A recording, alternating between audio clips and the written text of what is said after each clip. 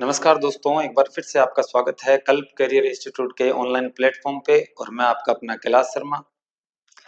हम read special science की series में सिलेबस वाइज अगर हम देखें तो हम फर्स्ट टॉपिक जो है मोल संकल्पना, परमाणु की संरचना, अणु, इस सब को हम कर चुके हैं कक्षा वगैरह के बारे में। आज मैं इन पर बेस्ट क्वेश्चंस लेके आया हूँ। बढ़िया क्वेश्चंस है जो प्रीवियस ईयर्स में आए भी हैं और बढ़िया कैलकुलेशन वाले क्वेश्चंस है। और जिस हिसाब से अगर आप आरएसएसबी के पैटर्न की बात करें, आरपीएससी के पैटर्न की बात करें प्रीवियस एग्जाम्स के अंदर, तो अगर आप मैथ और साइंस उठा के देखें तो काफी लेवल की मिल रही है आपको। और जब आप स्पेसिफिक साइंस मैथ का ही एग्जाम देने जा रहे हैं तो आप सोच सकते हैं कि वो किस तरह का एग्जाम हमारे सामने देंगे। तो हमें बढ़िया ढंग से पढ़नी होगी साइंस और मैथ को, दोनों को बहुत बढ़िया ढंग से, तभी हम 60 आउट ऑफ 60 जो है वो क्वेश्चंस की ओर ज्यादा से ज्यादा उसकी तरफ मूव कर सकते हैं। तो चलिए हम अपने आज क्वेश्चंस की लिस्ट को स्टार्ट करते हैं। फर्स्ट क्वेश्चन है अपना, 8 ग्राम ऑक्सीजन अणु में कणों की संख्या बताइए। 8 ग्राम ऑक्सीजन, ऑक्सीजन क्या है? अणु है, इसका मतलब O2 है। क्या है? O2 है। अगर हमें परमाणविक द्रव्यमान देखना हो, क्या देखना हो? परमाणविक द्रव्यमान देखना हो, तो परमाणविक द्रव्यमान अगर हम किसका देखें? ऑक्सीजन का देखें। किसका देखें? ऑक्सीजन। तो हम इसके परमाणु क्रमांक को दुगना कर देते हैं, यानी 8 दूना 16, 16 इसका द्रव्यमान है। ठीक है, लेकिन हमारे पास तो O2 है।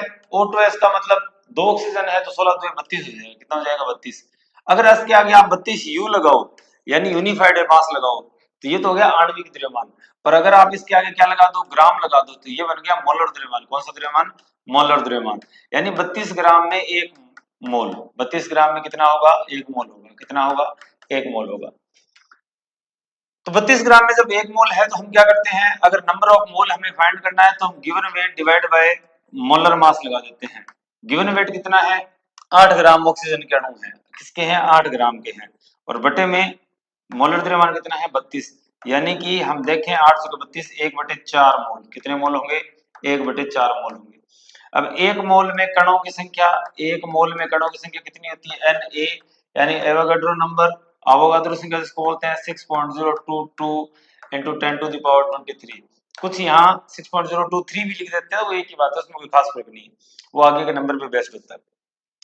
तो इसका चौथा हिस्सा, ये तो 1 मोल में कणों की संख्या है, 1 मोल में कणों की संख्या।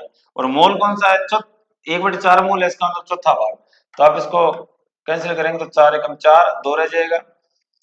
आगे 0 तोड़ने के बाद 0 उतार लिया, 4 पंजे 20 और 2 उतार लिया, 0 गुणा 10 की पावर 23। मतलब इसके पास 1.50, ये 1.50 इसका आंसर रहने वाला सेकंड। अणु और परमाणु, इस शब्द को आप ढंग से देखेंगे, अगर यहाँ ये दिया हुआ है तो उसी के बेस पे हम चीजों को करने वाले हैं। ठीक है दोस्तों, अब बढ़ते हैं नेक्स्ट क्वेश्चन पे। निम्न में से सर्वाधिक संख्या में उपस्थित परमाणु है। किस में सर्वाधिक संख्या में उपस्थित परमाणु है? हमें देखना है परमाणु के कण, यानी पहली बात तो अणु नहीं है, तो यहाँ पहली बात तो सारे ही आणविक परमाणविक स्थिति में दे रखे हैं। O2 वाली या H2 वाली स्थिति कहीं है भी नहीं। तो हीलियम का अगर हम देखें तो 2 इसका परमाणु क्रमांक होता है और इसका द्रव्यमान होता है 4 ग्राम। 4 ग्राम इसका मतलब 4, अगर U लगा दिया तो वो परमाणविक द्रव्यमान या आणविक द्रव्यमान, और ग्राम लगा दिया तो मोलर मास। इसका मतलब 4 ग्राम में कितने मोल है? 1 मोल है। 1 मोल है, इसका मतलब इसमें 6.023 into 10 की घात 23 कण है। ठीक है, यहाँ सोडियम की बात करते हैं। सोडियम का परमाणु क्रमांक कितना होता है? 11। और द्रव्यमान कितना होता है? 23, दुगने से थोड़ा सा ज्यादा। तो 23 अगर मैंने ग्राम कह दिया तो ये हो गया मोलर द्रव्यमान, और 46 पे अगर 23 का भाग दिया, 23 ग्राम में 1 मोल है तो 46 ग्राम में कितने मोल हो गए? 2 मोल। कितने मोल हो गए? 2 मोल। तो 2Na यानी 2 गुणा 6.023 इंटू 10 की घात 23 इतने कण है। नेक्स्ट आ गया 0.40 ग्राम कैल्शियम। कैल्शियम का परमाणु क्रमांक होता है 20 और परमाणु द्रव्यमान होता है 40। इसका मतलब 40 ग्राम जो है उसमें कितने मोल होंगे? 1 मोल। कितने मोल होंगे? 1 मोल होंगे। 40 ग्राम में कितने मोल है? 1 मोल है। अब अगर 40 ग्राम में 1 मोल है तो 0.40 ग्राम में कितने होंगे? तो 0.40 ग्राम और 40, तो ये तो 1 मोल भी नहीं है, 1 मोल से बहुत कम है। तो इसको तो कैलकुलेशन करने की जरूरत नहीं है, हमें फास्ट रखना है, तो इसको तो कैंसिल कर दो। 12 ग्राम हीलियम यानी 2He4, 4 ग्राम में 1 मोल, तो 12 ग्राम में कितने मोल? 3 मोल। तो यहाँ कितने कण होंगे?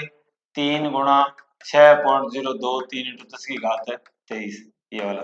और आप देख सकते हैं ये प्रीवियस ईयर में आया हुआ क्वेश्चन है। बढ़िया क्वेश्चन, बढ़िया पेपर का लेवल था। 100% जिनके सही थे वो आज सिलेक्टेड है सारे के सारे। 150 में 100 कितनी बड़ी बात होती है, लेकिन पेपर बढ़िया लेवल का होने की वजह से शानदार। प्रोटियम के परमाणु में न्यूट्रॉन की संख्या कितनी होती है? प्रोटियम के परमाणु में, अब प्रोटियम कौन सा परमाणु है? हाइड्रोजन के 3 समस्थानिक मिलते हैं। पहला है 1h1, दूसरा है 1h2 और तीसरा है 1h3। 1h1 को क्या बोलते हैं? हम प्रोटियम बोलते हैं। क्या बोलते हैं? हम प्रोटियम बोलते हैं। 1h2 को क्या बोलते हैं? हम ड्यूटेरियम बोलते हैं। क्या बोलते हैं? ड्यूटेरियम। क्या बोलते हैं? ड्यूटेरियम। और 1h3 को क्या बोलते हैं? हम ट्राइटियम बोलते हैं। क्या बोलते हैं? ट्राइटियम बोलते हैं। अच्छा, इनमें नंबर ऑफ प्रोटॉन कितने होते हैं? नंबर ऑफ प्रोटॉन यहाँ भी 1, यहाँ भी 1, यहाँ भी 1, क्योंकि तीनों में परमाणु क्रमांक 1 है। इलेक्ट्रॉन की बात करें तो यहाँ भी 1, यहाँ भी 1, यहाँ भी 1। बट न्यूट्रॉन की बात करें तो इसमें क्या आता है? 0, 1 एंड 0 1 हो गया। यहाँ 1 एंड 1 2, 1 एंड 2 3। तो क्या पूछा उसने? न्यूट्रॉन की संख्या पूछी है प्रोटॉन में। प्रोटॉन में न्यूट्रॉन की संख्या क्या होती है? 0। क्या होती है? 0। चलिए नेक्स्ट क्वेश्चन देखते हैं। एक कूलम आवेश में कितने इलेक्ट्रॉन होते हैं? एक कूलम आवेश में, आप इस संख्या को आप चाहे तो रट भी सकते हैं। इसका आंसर होता है 6.25 × 10⁻18। ए आंसर है। बाकी आप फाइंड करना चाहे तो फाइंड भी कर सकते हैं। कैसे कर सकते हैं कि एक कूलम, एक अगर कोई इलेक्ट्रॉन है, एक इलेक्ट्रॉन का आवेश कितना होता है? 1.6 × 10⁻19 कूलम। ठीक है, तो 1.6 × 10⁻19 कूलम अगर चार्ज हो तो कितने इलेक्ट्रॉन? एक इलेक्ट्रॉन। और अगर एक कूलम आवेश होगा तो कितने इलेक्ट्रॉन? 1/1.6 × 10⁻−19 × 1। तो क्या हो गया? 10⁻19 ले जाएंगे ऊपर, 10 क्या जाएगी? प्लस में हो जाएगी 19 और बटे में क्या रह जाएगा? 1.6। ठीक है, अब 1.6 भी आप इसको हटा दीजिए, पॉइंट को हटा दीजिए और ऊपर क्या आ जाएगा? 1 10 और आ जाएगा। इसका मतलब मैं इसको 10⁻20 लिख देता हूँ, बटे में क्या लिख देता हूँ? 16 लिख देता हूँ। भाग देने के लिए 100 अलग कर लेते हैं ताकि आसानी से भाग दे दिया जाए। 10⁻18 अलग कर लेते हैं। अब इसको भाग दीजिए, 16 × 96, 4 बच गए तो 100 पॉइंट लगा दिया, 16 2 32, 32 8 बच गए 40 में से, 8 के आगे 0 लगाया, 16 5 80 गुणा 10⁻18। तो ये आंसर आप इस तरह फाइंड भी कर सकते हैं और चाहे तो आप इसको रट भी सकते हैं। बहुत बार क्वेश्चन आता है। किसी तत्व की द्रव्यमान संख्या किससे संदर्भित की जाती है? द्रव्यमान संख्या का क्या मतलब है? इसका ये कहने का मतलब है, द्रव्यमान कहने का मतलब प्रोटॉन की संख्या, अकेले प्रोटॉन की संख्या, अकेले न्यूट्रॉन की संख्या, प्रोटॉन और न्यूट्रॉन की संख्या, इलेक्ट्रॉन प्रोटॉन की संख्या। द्रव्यमान संख्या प्रोटॉन प्लस न्यूट्रॉन होती है। ए इक्वल टू क्या होता है? Number of proton plus number of neutron. Next है, तत्व के गुण किसके द्वारा निर्धारित किए जाते हैं? तत्व के गुण, एक तो हो गया परमाणु क्रमांक। हम आगे ऑप्शंस देख लेते हैं, इनसे बेहतरीन ऑप्शन मिल सकता है। परमाणु भार, न्यूट्रॉन, प्रोटॉन। प्रोटॉन तो इसमें परमाणु क्रमांक में आ रहा है, अकेला प्रोटॉन तो आएगा नहीं। न्यूट्रॉन के ऊपर गुण जो है वो निर्धारित नहीं किए जाते हैं। दरअसल परमाणु क्रमांक, परमाणु भार भी इसमें नहीं होगा, क्योंकि परमाणु भार में प्रोटॉन प्लस न्यूट्रॉन होते हैं। और तत्व के गुण में इलेक्ट्रॉन का रोल बढ़िया होता है। तो इलेक्ट्रॉन मालूम चलेगा कहां से? परमाणु क्रमांक से। जितना जिसमें प्रोटॉन होते हैं वो इसका क्या होता है? परमाणु क्रमांक होता है। और जितने परमाणु प्रोटॉन होते हैं उतने इसमें क्या होते हैं? इलेक्ट्रॉन होते हैं। तो number of proton is equal to number of electron, और ये क्या होता है? परमाणु क्रमांक। तो इसका सही उत्तर क्या मिलेगा आपको? परमाणु क्रमांक, ना कि प्रोटॉन ना न्यूट्रॉन। सारे ऑप्शंस देखने पड़ेंगे हमें। अन्य परमाणुओं की गौर करेंगे हम स्टार्टिंग से ही। परमाणु की बात हो रही है, अणु की बात नहीं हो रही। इट मींस अगर आप N2 के ऊपर कैलकुलेशन करेंगे तो गलत होगी। हमें कैलकुलेशन करनी होगी N पे बेस्ड कि 3.011 × 10⁻23 संख्या का द्रव्यमान क्या है। हमें इतने परमाणु का क्या बताना है? द्रव्यमान बताना है। हम सामान्य देखते हैं नाइट्रोजन, नाइट्रोजन का परमाणु क्रमांक 7, द्रव्यमान कितना होता है? 14। इसका मतलब 14 ग्राम में कितने मोल?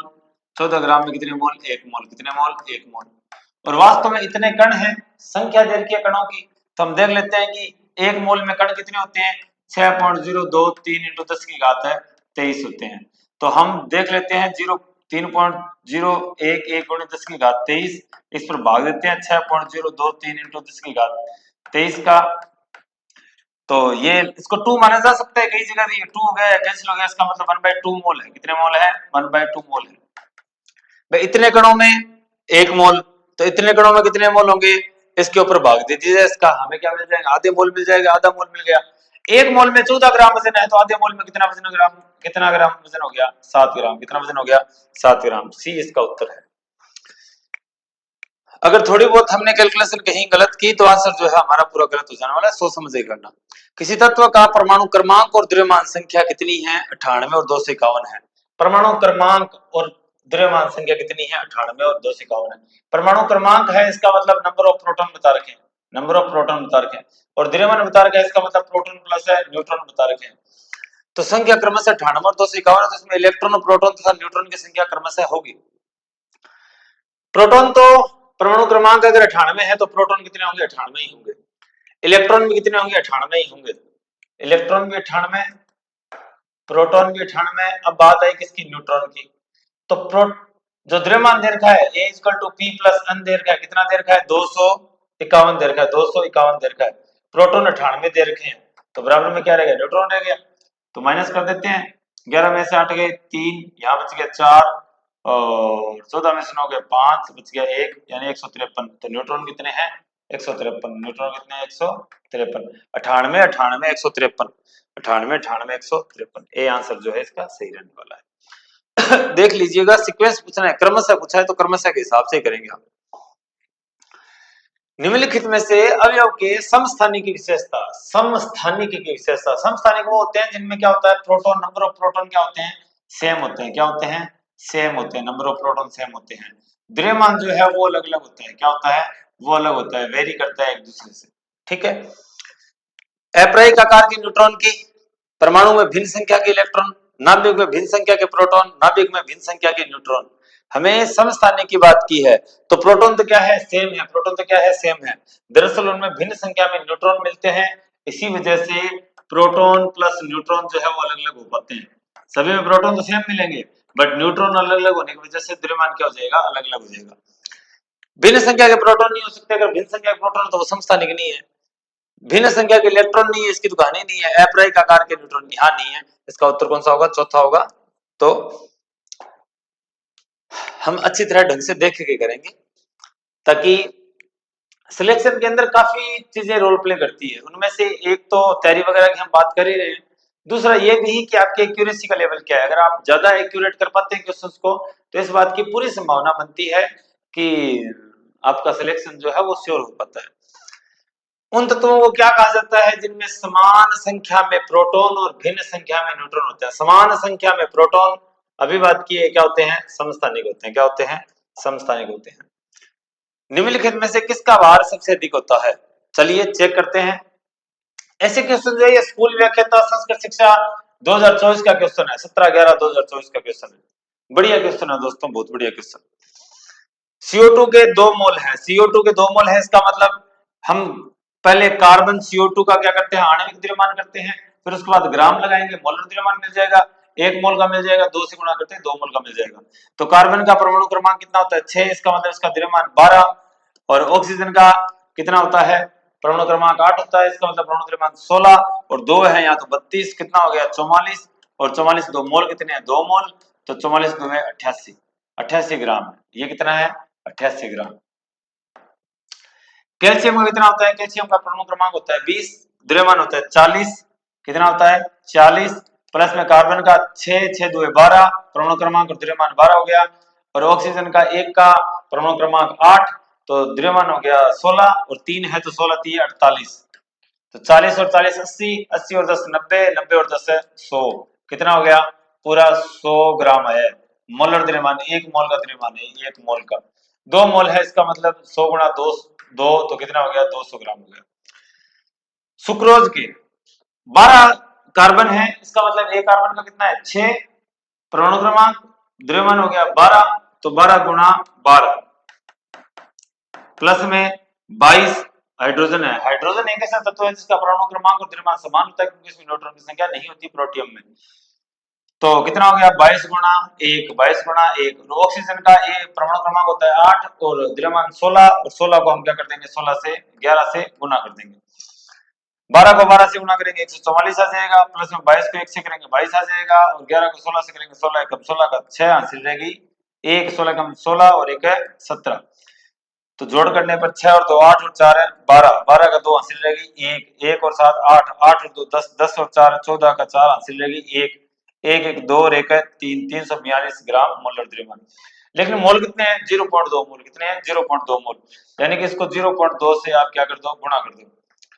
बटे में आ गया 10, दो दुए 4, दो दुए 4, दो चौके 8, दो तिये 6, बटे में 10। इसका मतलब 68.4 ग्राम। तो यहाँ इसका वजन कितना है? 68.4 ग्राम है। H2O के 10 मोल है। H2O मतलब हाइड्रोजन जो है वो परमाणु क्रमांक और परमाणु द्रव्यमान समान है, तो एक और है कितने? 2, प्लस में ऑक्सीजन का कितना? 16, 16 और 2 18, 18 गुणा 18 जो है ग्राम हो गया एक का, और 10 18 बताए 180 ग्राम, 200 ग्राम। ये वाला सबसे ज्यादा है। हमें करके देखनी पड़ेगी कैलकुलेशन दोस्तों, तो बढ़िया ढंग से करेंगे हम। 0.1 मोल N2, N2 का वनमोल है। N2 का वनमोल है, इसका मतलब N2 का द्रव्यमान ज्ञात करेंगे हम। आणविक द्रव्यमान तो कितना होगा? एक परमाणु नाइट्रोजन का हो तो उसका 14 रहेगा, क्योंकि 7 उसका परमाणु क्रमांक और दुगना उसका द्रव्यमान, 7 दूनी 14, और N2 है इसका मतलब 28, और ग्राम लगा दिए तो मोलर द्रव्यमान बन गया 1 मोल N2 का द्रव्यमान। 1 मोल है N2 का द्रव्यमान, ये है, ठीक है, 28 ग्राम। तो हम 0.1 से मल्टीप्लाई कर देते हैं। 1 मोल का वजन ये है, तो 0.1 मोल का कितना होगा? 2.8। कितना होगा? 2.8 ग्राम। N2 है, अगर सीधा N होता तो 1.4 आता। फर्क रहता है दोस्तों। निम्नलिखित तत्वों के कौन से समूह में उसके सबसे भारीतम कक्ष में क्रमशः 4 5 6 इलेक्ट्रॉन होते हैं?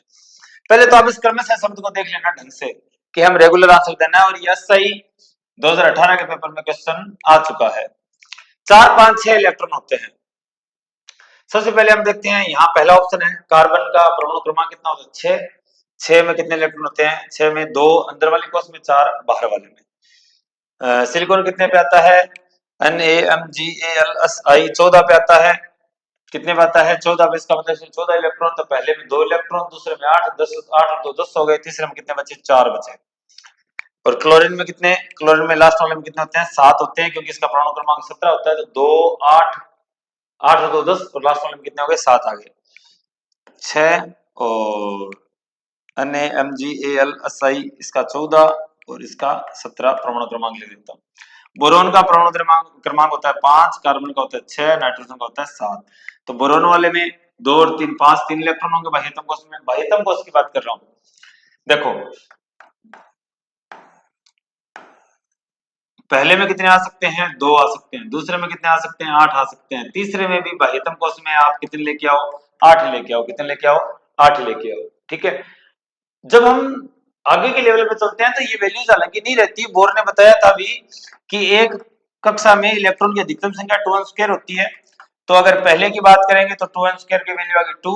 दूसरे कक्षा की बात करेंगे तो 2 दुए 4 4 दुए 8, और तीसरे की बात करेंगे तो 3 3 9 9 दुए 18 होते हैं। लेकिन वो डी को शामिल करना पड़ता है, तो सामान्यतः हम 2 8 8 की बात करेंगे पहले, ठीक है। आवश्यकता पड़ने पर इसकी बात की जाती है 18 वालों की। तो यहाँ 6 है, तो पहले में 2 इलेक्ट्रॉन आ गए, दूसरे में 4 रह गए। यहाँ 7 है, तो पहले में 2 इलेक्ट्रॉन आ गए, दूसरे में 5 रह गए। ऑक्सीजन का 8 9